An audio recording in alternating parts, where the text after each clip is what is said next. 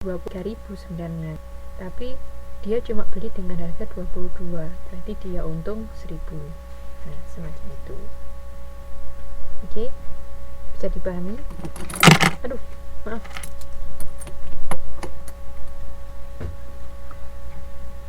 Oke ya, saya lanjutkan.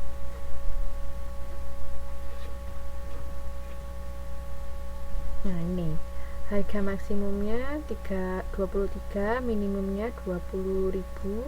Selisih 3.000 ini adalah rentang harga yang dapat dinegosiasi. Bisa saja dijual dengan harga 21.000 atau 21.500, terserah, pokoknya dalam rentang 3.000 ini. Oke. Kemudian yang kedua, kalau harganya ini bisa dinegosiasi, kita bisa tahu jika divisi penjual memiliki kapasitas produksi yang berlebih. Contohnya di sini ada divisi K dan divisi F. Divisi K mempunyai kapasitas produksi sebanyak 80.000 unit, dan pada saat itu divisi K hanya memproduksi sebanyak 60.000 unit. Divisi K menjual hasil produksinya 35.000 per unit kepada konsumen luar.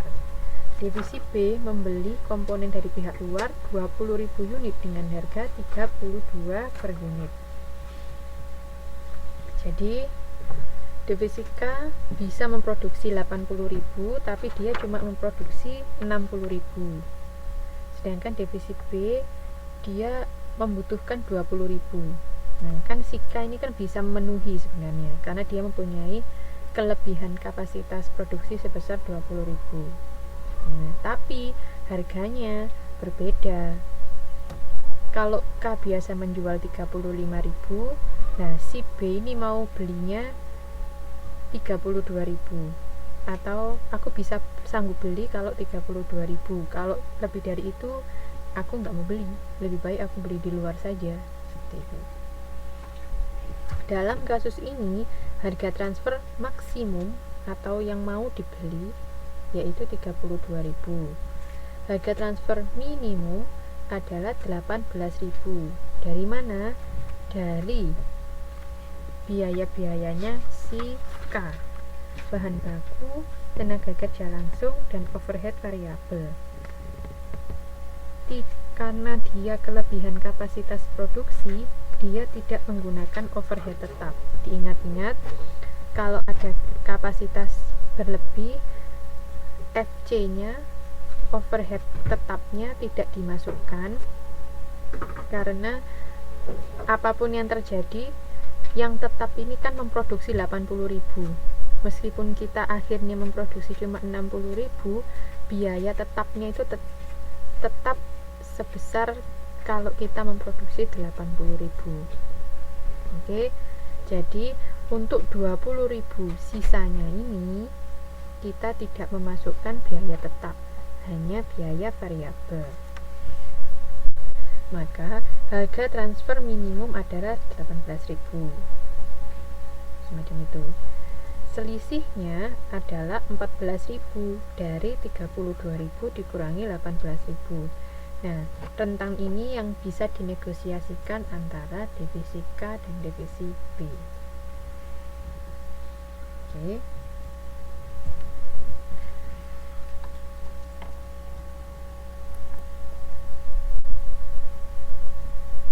Namun cara ini ada kelemahannya, yaitu manajer divisi yang memiliki informasi lebih bisa mengambil keuntungan dari manajer divisi lain. Kemudian pengukuran kinerja bisa berdistorsi oleh kemampuan negosiasi manajer. Negosiasi kadangkala memakan waktu yang banyak dan sumber daya yang banyak. Jadi kan ada manajer yang pandai bernegosiasi, ada yang kurang pandai misalnya. Ya, nanti kalau yang pandai bernegosiasi, dia bisa mendapat keuntungan yang lebih besar daripada yang nggak bisa gitu. Misalnya yang membeli itu bisa membeli dengan harga yang sangat-sangat murah karena dia pandai bernegosiasi itu. Nah, ini termasuk dalam kelemahan menggunakan cara ini. Selanjutnya adalah harga transfer berbasis cost atau cost based transfer price, digunakan jika transfer internal tidak memiliki dampak signifikan terhadap laba divisi lainnya.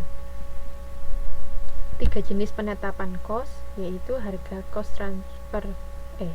transfer cost penuh atau full cost transfer pricing. Rumusnya ini panjang lebar ini. Kemudian yang kedua ada harga transfer cost penuh ditambah markup. Ada full cost plus markup. Rumusnya di sini. Markupnya ini yang dapat dinegosiasikan. Markup dapat dinegosiasikan besarnya dengan divisi pembeli dan penjual, dan sebenarnya lebih mirip dengan metode negotiated transfer price, akan tetapi masih mengandung kelemahan karena tidak memiliki atau tidak memikirkan kapasitas produksi. Nah, yang ketiga, harga transfer cost variabel ditambah ongkos tetap. Variable cost plus fixed fee. Dengan rumus demikian. Overhead tetapnya dapat dinegosiasikan. Hal ini baik digunakan saat divisi penjualan memproduksi di bawah kapasitas normal. Tadi kan kalau memproduksi di bawah kapasitas normal, fixed cost-nya tidak dimasukkan. Nah, ini dapat dinegosiasikan seperti itu.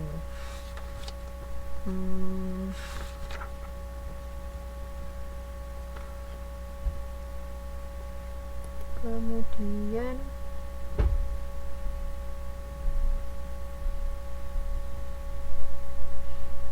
penentuan metode harga transfer.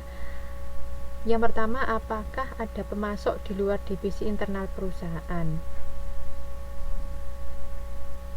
Sekarang modul 7, Mbak. Halaman 722. Oh, bukan, maaf. Halaman 720. Jika ada pemasok dari luar, maka perhatikan variable cost divisi penjualan. Jika tidak ada, maka kita menggunakan negotiate transfer price. Oke. Apakah divisi penjualan beroperasi dengan kapasitas penuh? Jika beroperasi dengan kapasitas penuh, maka kos distribusi tidak dapat dihindari. Oleh karena itu, harga transfer sama dengan harga pasar. Kemudian, jika kos distribusi dapat dihindari, maka menggunakan negotiate transfer price. Jika tidak ada kapasitas penuh, maka langsung menggunakan negotiated transfer price. Seperti itu. Ini semacam rangkuman.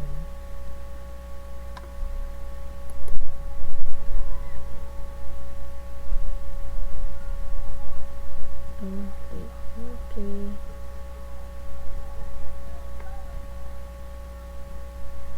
Kemudian ada juga, apakah transfer internal mempunyai dampak signifikan bagi laba divisi?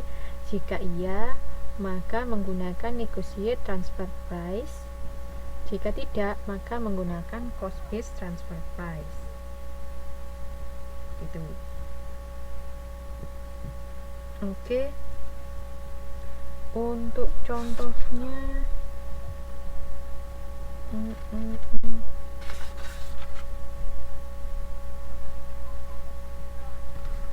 contohnya, nanti teman-teman silakan dibaca di latihan soal 2.